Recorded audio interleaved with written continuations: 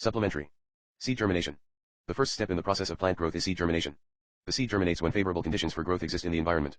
In absence of such favorable conditions, the seeds do not germinate and goes into a period of suspended growth or rest. Once favorable conditions return, the seeds resume metabolic activities and growth takes place. Chapter 15. Plant growth and development. 15.1 Growth. 15.2 Differentiation, dedifferentiation, and redifferentiation. 15.3 Development. 15.4 Plant growth regulators. 15.5 Photoperiodism. 15.6 Vernalization. You have already studied the organization of a flowering plant in Chapter 5. Have you ever thought about where and how the structures like roots, stems, leaves, flowers, fruits and seeds arise, and that too in an orderly sequence? You are, by now, aware of the terms seed, seedling, plantlet, mature plant. You have also seen that trees continue to increase in height or girth over a period of time. However, the leaves, flowers and fruits of the same tree not only have limited dimensions but also appear and fall periodically and sometime repeatedly. Why does vegetative phase precede flowering in a plant? All plant organs are made up of a variety of tissues. Is there any relationship between the structure of a cell, a tissue, an organ, and the function they perform? Can the structure and the function of these be altered? All cells of a plant are descendants of the zygote. The question is, then, why and how do they have different structural and functional attributes? Development is the sum of two processes, growth and differentiation. To begin with, it is essential and sufficient to know that the development of a mature plant from a zygote, fertilized egg, follow a precise and highly ordered succession of events. During this process a complex body organization is formed that produces roots, leaves, branches, flowers, fruits, and seeds, and eventually they die, figure 15.1. In this chapter, you shall also study some of the factors which govern and control these developmental processes. These factors are both intrinsic, internal, and extrinsic, external, to the plant. 15.1 Growth. Growth is regarded as one of the most fundamental and conspicuous characteristics of a living being. What is growth? Growth can be defined as an irreversible permanent increase in size of an organ or its parts or even of an individual cell. Generally, growth is accompanied by metabolic processes, both anabolic and catabolic, that occur at the expense of energy. Therefore, for example, expansion of a leaf is growth. How would you describe the swelling of a piece of wood when placed in water? 15.1.1 Plant growth generally is indeterminate. Plant growth is unique because plants retain the capacity for unlimited growth throughout their life. This ability of the plants is due to the presence of meristems at certain locations in their body. The cells of such meristems have the capacity to divide and self-perpetuate. The product, however, soon loses the capacity to divide and such cells make up the plant body. This form of growth wherein new cells are always being added to the plant body by the activity of the meristem is called the open form of growth. What would happen if the meristem ceases to divide? Does this ever happen? In Chapter 6, you have studied about the root apical meristem and the shoot apical meristem. You know that they are responsible for the primary growth of the plants and principally contribute to the elongation of the plants along their axis.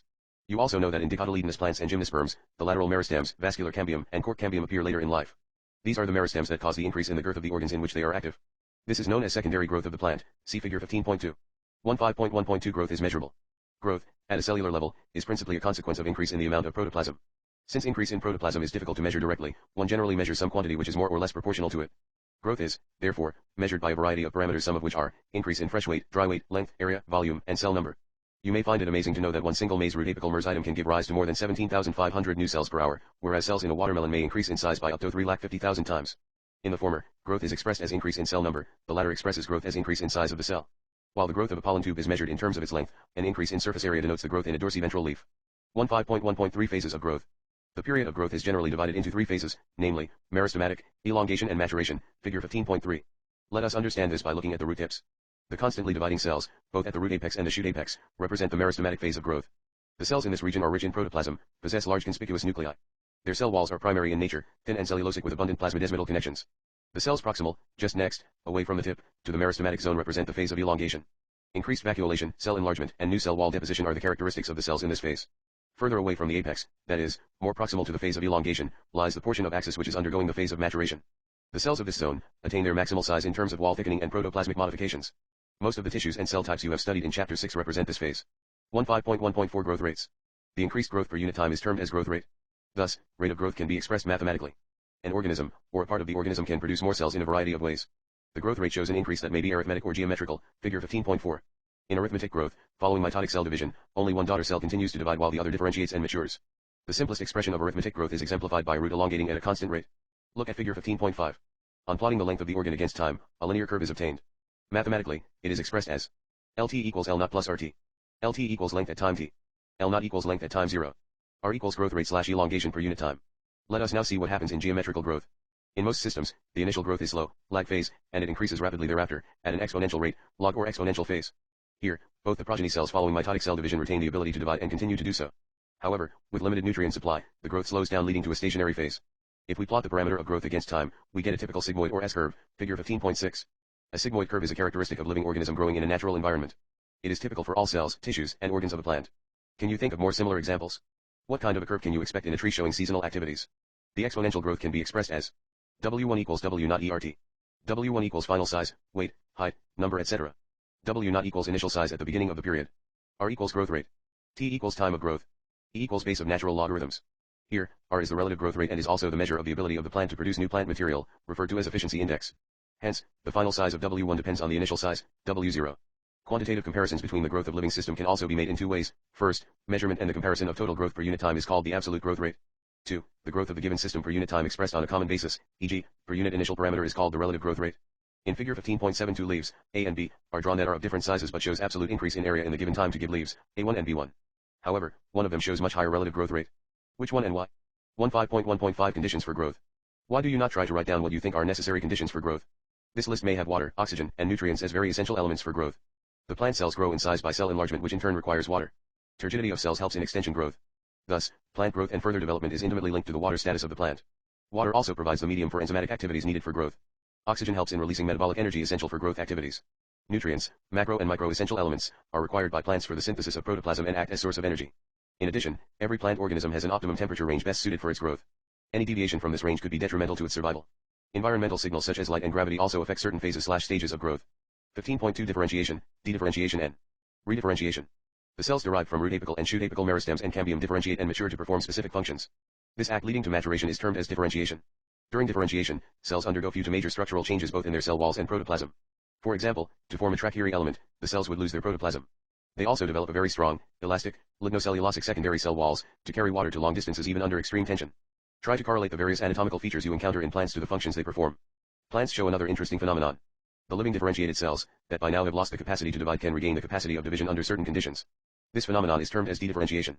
For example, formation of meristems, interfascicular cambium and cork cambium from fully differentiated parenchyma cells. While doing so, such meristem/tissues are able to divide and produce cells that once again lose the capacity to divide but mature to perform specific functions, that is, get redifferentiated. List some of the tissues in a woody dicotyledonous plant that are the products of redifferentiation. How would you describe a tumor? What would you call the parenchyma cells that are made to divide under controlled laboratory conditions during plant tissue culture? Recall, in section 15.1.1, we have mentioned that the growth in plants is open, that is, it can be indeterminate or determinate. Now, we may say that even differentiation in plants is open, because cells/tissues arising out of the same meristem have different structures at maturity. The final structure at maturity of a cell/tissue is also determined by the location of the cell within.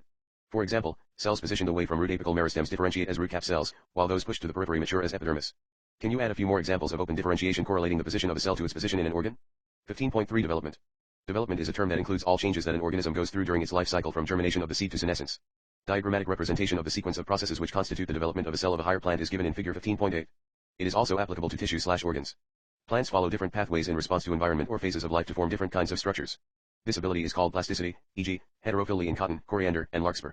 In such plants, the leaves of the juvenile plant are different in shape from those in mature plants. On the other hand, difference in shapes of leaves produced in air and those produced in water in buttercup also represent the heterophilous development due to environment, figure 15.9. This phenomenon of heterophily is an example of plasticity. Thus, growth, differentiation and development are very closely related events in the life of a plant. Broadly, development is considered as the sum of growth and differentiation. Development in plants, that is, both growth and differentiation, is under the control of intrinsic and extrinsic factors. The former includes both intracellular, genetic, or intercellular factors, chemicals such as plant growth regulators, while the latter includes light, temperature, water, oxygen, nutrition, etc. 15.4 Plant growth regulators. 15.4.1 Characteristics. The plant growth regulators, PGRs, are small, simple molecules of diverse chemical composition. They could be indole compounds, indole 3-acetic acid, IAA, adenine derivatives, N6-furfuraminoPurine, kinetin, derivatives of carotenoids, abscisic acid, ABA, terpenes, gibberellic acid, GA3, or gases, ethylene, C2H4. Plant growth regulators are variously described as plant growth substances, plant hormones, or phytohormones in literature. The PGRs can be broadly divided into two groups based on their functions in a living plant body. One group of PGRs are involved in growth-promoting activities, such as cell division, cell enlargement, pattern formation, tropic growth, flowering, fruiting and seed formation. These are also called plant growth promoters, e.g., Auxins, Gibberellins, and Cytokinins. The PGRs of the other group play an important role in plant responses to wounds and stresses of biotic and abiotic origin. They are also involved in various growth-inhibiting activities such as dormancy and abscission. The PGR abscisic acid belongs to this group. The gaseous PGR, ethylene, could fit either of the groups, but it is largely an inhibitor of growth activities. 15.4.2 The discovery of plant growth regulators. Interestingly, the discovery of each of the 5 major groups of PGRs have been accidental. All this started with the observation of Charles Darwin and his son Francis Darwin when they observed that the coleoptils of canary grass responded to unilateral illumination by growing towards the light source, photoperiodism. After a series of experiments, it was concluded that the tip of coleoptil was the site of transmittable influence that caused the bending of the entire coleoptil, figure 15.10. Auxin was isolated by FW1 from tips of coleoptils of oat seedlings. The bacane, foolish seedling, disease of rye seedlings, was caused by a fungal pathogen Gibberella fujikuroa. Kurosawa reported the appearance of symptoms of the disease in uninfected rye seedlings when they were treated with sterile filtrates of the fungus. The active substances were later identified as gibberellic acid. F. Skoog and his co-workers observed that from the internodal segments of tobacco stems the callus, a mass of undifferentiated cells, proliferated only if, in addition to auxins, the nutrients medium was supplemented with one of the following: extracts of vascular tissues, yeast extract, coconut milk or DNA. Skoog and Miller later identified and crystallized the cytokinesis-promoting active substance that they termed kinetin. During mid-1960s, 3 independent researchers reported the purification and chemical characterization of 3 different kinds of inhibitors, inhibitor B, Abscisic 2 and dorman. Later all the 3 were proved to be chemically identical. It was named Abscisic acid, ABA. Cousins confirmed the release of a volatile substance from ripened oranges that hastened the ripening of stored unripened bananas. Later this volatile substance was identified as ethylene, a gaseous PGR. Let us study some of the physiological effects of these 5 categories of PGRs in the next section. 15.4.3 Physiological effects of plant growth regulators. 15.4.3.1 Auxins. Auxins, from Greek auxin, to grow, was first isolated from human urine. The term auxin is applied to the indole 3-acetic acid, IAA, and to other natural and synthetic compounds having certain growth-regulating properties. They are generally produced by the growing apices of the stems and roots, from where they migrate to the regions of their action. Auxins like IAA and indole butyric acid, IBA, have been isolated from plants. NAA, naphthalene acetic acid, and 2,4-D, 2,4-dichlorophenoxyacetic, are synthetic auxins. All these auxins have been used extensively in agricultural and horticultural practices. They help to initiate rooting in stem cuttings, an application widely used for plant propagation. Auxins promote flowering, e.g. in pineapples. They help to prevent fruit and leaf drop at early stages but promote the abscission of older mature leaves and fruits. In most higher plants, the growing apical bud inhibits the growth of the lateral, axillary, buds, a phenomenon called apical dominance. Removal of shoot tips, decapitation, usually results in the growth of lateral buds, figure 15.11. It is widely applied in tea plantations, hedge making. Can you explain why? Auxins also induce parthenocarpy, e.g., in tomatoes. They are widely used as herbicides. 2,4-D, widely used to kill dicotyledonous weeds, does not affect mature monocotyledonous plants. It is used to prepare weed-free lawns by gardeners. Auxin also controls xylem differentiation and helps in cell division. 15.4.3.2 Gibberellins. Gibberellins are another kind of promotory PGR.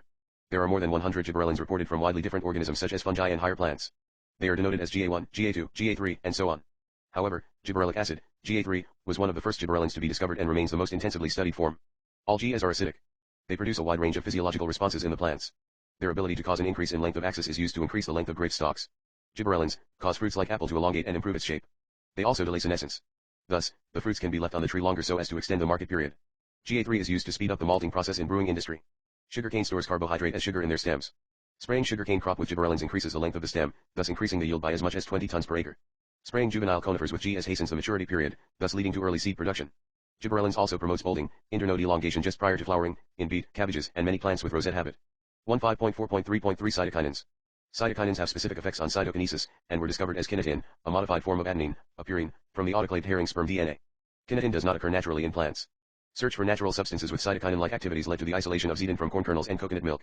Since the discovery of zidin, several naturally occurring cytokinins, and some synthetic compounds with cell division promoting activity, have been identified.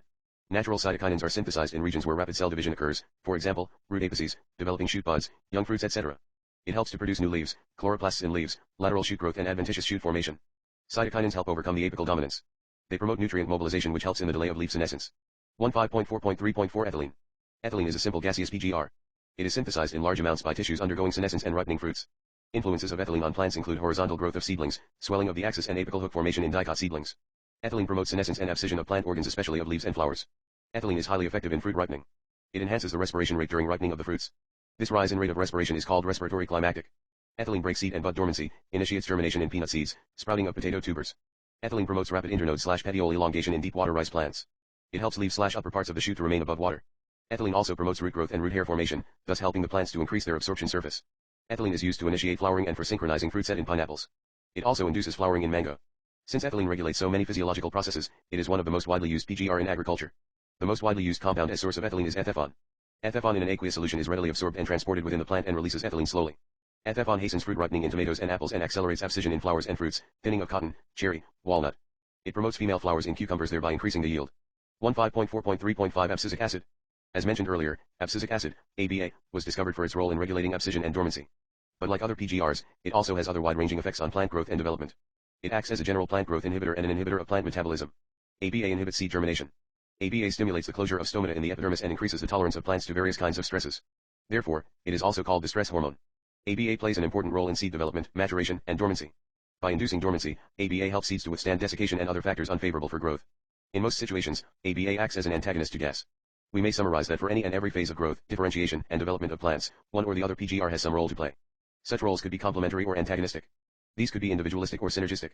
Similarly, there are a number of events in the life of a plant where more than one PGR interact to affect that event, e.g., dormancy in seeds/buds, abscission, senescence, apical dominance, etc.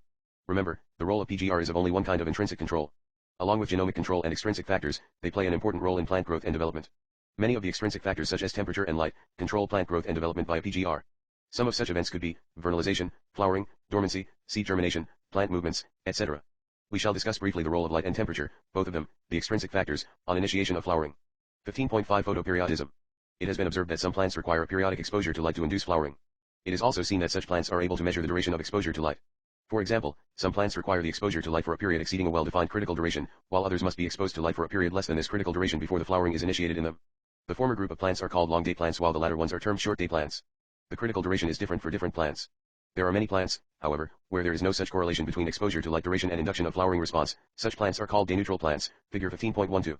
It is now also known that not only the duration of light period but that the duration of dark period is also of equal importance. Hence, it can be said that flowering in certain plants depends not only on a combination of light and dark exposures but also their relative durations. This response of plants to periods of day/night is termed photoperiodism. It is also interesting to note that while shoot apices modify themselves into flowering apices prior to flowering, they, that is, shoot apices of plants, by themselves cannot perceive photoperiods. The site of perception of light/dark duration are the leaves. It has been hypothesized that there is a hormonal substance that is responsible for flowering. This hormonal substance migrates from leaves to shoot apices for inducing flowering only when the plants are exposed to the necessary inductive photoperiod. 15.6 Vernalization. There are plants for which flowering is either quantitatively or qualitatively dependent on exposure to low temperature. This phenomenon is termed vernalization. It prevents precocious reproductive development late in the growing season, and enables the plant to have sufficient time to reach maturity. Vernalization refers specially to the promotion of flowering by a period of low temperature. Some important food plants, wheat, barley, rye have two kinds of varieties, winter and spring varieties. The spring variety are normally planted in the spring and come to flower and produce grain before the end of the growing season. Winter varieties, however, if planted in spring would normally fail to flower or produce mature grain within a span of a flowering season. Hence, they are planted in autumn. They germinate, and over winter come out as small seedlings, resume growth in the spring, and are harvested usually around midsummer. Another example of vernalization is seen in biennial plants. Biennials are monocarpic plants that normally flower and die in the second season. Sugar beet, cabbages, carrots are some of the common biennials. Subjecting the growing of a biennial plant to a cold treatment stimulates a subsequent photoperiodic flowering response. Supplementary.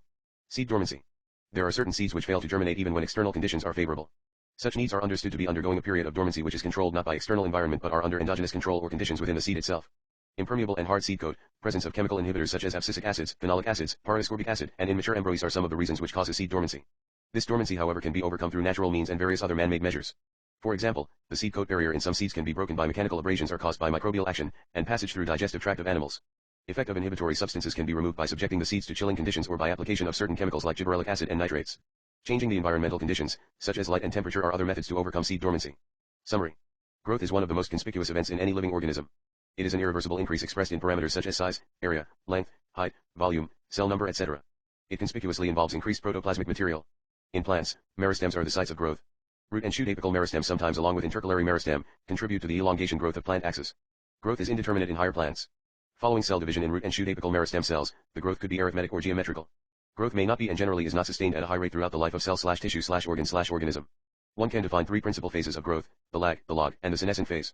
When a cell loses the capacity to divide, it leads to differentiation.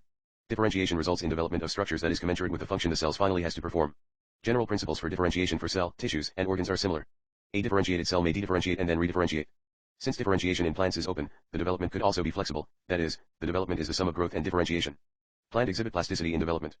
Plant growth and development are under the control of both intrinsic and extrinsic factors. Intercellular intrinsic factors are the chemical substances, called plant growth regulators, PGR. There are diverse groups of PGRs in plants, principally belonging to 5 groups, Auxins, Gibberellins, Cytokinins, Abscisic acid, and Ethylene. These PGRs are synthesized in various parts of the plant, they control different differentiation and developmental events. Any PGR has diverse physiological effects on plants. Diverse PGRs also manifest similar effects. PGRs may act synergistically or antagonistically. Plant growth and development is also affected by light, temperature, nutrition, oxygen status, gravity, and such external factors. Flowering in some plants is induced only when exposed to certain duration of photoperiod. Depending on the nature of photoperiod requirements, the plants are called short-day plants, long-day plants and day-neutral plants. Certain plants also need to be exposed to low temperature so as to hasten flowering later in life. This treatment is known as vernalization.